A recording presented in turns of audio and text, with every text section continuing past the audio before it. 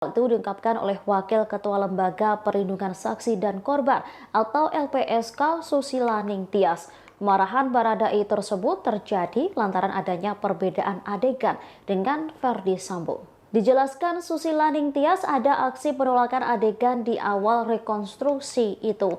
Pasalnya ada beberapa adegan yang dinilainya berbeda dengan apa yang ia alami saat kejadian. Hal itu menyulut emosi sesaat Baradae di awal reka adegan. Namun setelah diberi pengertian oleh pihak LPSK, emosi Baradae tersebut dapat stabil kembali.